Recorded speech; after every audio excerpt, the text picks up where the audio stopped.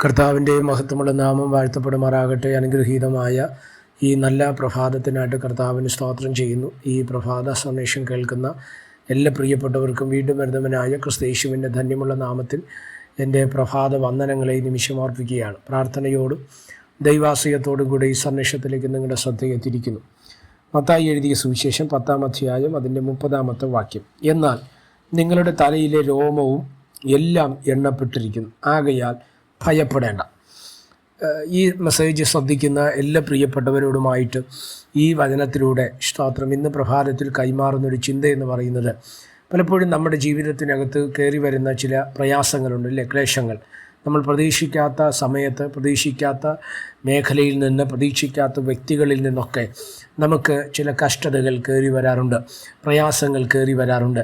ഇതെല്ലാം നമ്മുടെ ജീവിതത്തിൽ കയറി വരുന്ന സമയത്ത് പലപ്പോഴും നമ്മൾ ആശങ്കപ്പെട്ട്, വ്യാകുലപ്പെട്ട്, മനസ്സ് തകർന്നവരായി, ക്ഷീണിച്ചവരായി പലപ്പോഴും എന്ത് ചെയ്യും, നമ്മൾ താഴോട്ട് ആത്മീയ തലത്തിൽ നിന്നോ ഭൗതിക മേഖലയിൽ നിന്നോ അല്ലെങ്കിൽ ഒരു ഡിപ്രഷൻ്റെ മേഖലയിലേക്കൊക്കെ നമ്മൾ മാറുന്ന ഒരു മേഖലയുണ്ട്. എന്തുവാണ് നമുക്ക് അങ്ങനെ ജീവിതത്തിൽ സംഭവിക്കാൻ തക്കവണ്ണം ഇടവരുന്നത് എന്നെ ശ്രദ്ധിക്കുന്ന ദൈവമക്കളോട് ഞാൻ പറയാം.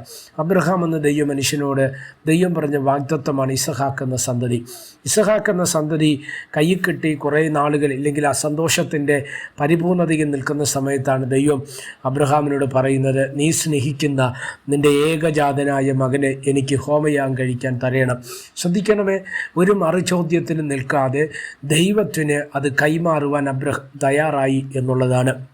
അബ്രാലേഖനം 11-ാം അധ്യായം നമ്മൾ വായിക്കുന്ന സമയത്ത് അവിടെ കൃത്യമായിട്ട് ഇങ്ങനെ പറയുന്നുണ്ട്, അല്ല സ്തോത്രം, ദൈവത്തിന് അവനെ സമർപ്പിച്ചു എന്നാണ് എബ്രാലേഖന കർത്താവ് 11-ാം അധ്യായത്തിൽ പറയുന്നത്. എന്താണ് അതിന് കാരണം?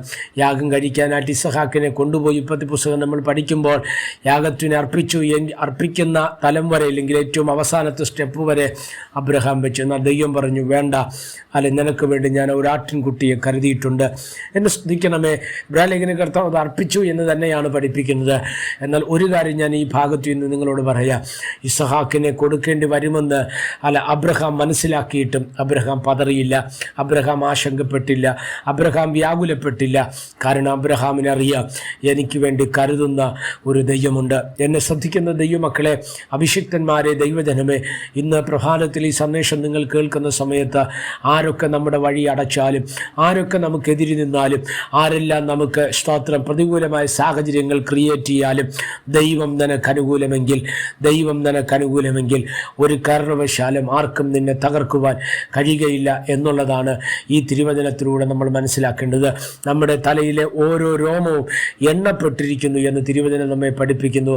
ആകയാൽ നമ്മൾ ഭയപ്പെടേണ്ടിയ കാര്യമില്ല. അപ്പനോ അമ്മയോ ഭാര്യയോ ഭർത്താവോ മക്കൾക്കോ പാസ്റ്ററോ വിശ്വാസിയോ സഹോദരനോ ആരും നിങ്ങളെ അറിഞ്ഞില്ലെങ്കിലും നിങ്ങളെ നന്നായി അറിയുന്ന, നിങ്ങളുടെ ഹൃദയസ്പന്ദനം അറിയുന്ന ഒരു ദൈവം ഉയരത്തിലുണ്ട്. അതുകൊണ്ട് ഭയപ്പെട്ടു പോകേണ്ട. ഈ ദിവസം നിങ്ങൾക്ക് വേണ്ടി കർത്താവ് കരുതാൻ പോകുകയാണ്. പ്രാർത്ഥിക്കാം. പരിശുദ്ധനായ ദൈവമേ, സ്വർഗീയ നല്ല പിതാവേ, ഈ സന്ദേശത്തിനാണ് സ്തോത്രം ചെയ്യുന്നു. ഈ സന്ദേശം കേൾക്കുന്ന എല്ലാ പ്രിയപ്പെട്ടവരെയും തൃക്കരങ്ങൾ തരികയാണ്. ഈ സന്ദേശം അനേകർക്ക് അനുഗ്രഹവും ആശ്വാസവുമായി തീരുവാൻ സ്വർഗം ഇടവരുത്തിയാട്ട്. കർത്താവിൻ്റെ കൃപയെ വെളിപ്പെടുത്തും. മഹത്വം അങ്ങേക്ക് യേശു കർത്താവിൻ്റെ നാമത്തിൽ തന്നെ. എല്ലാവരെയും ദൈവം അനുഗ്രഹിക്കട്ടെ. God bless you.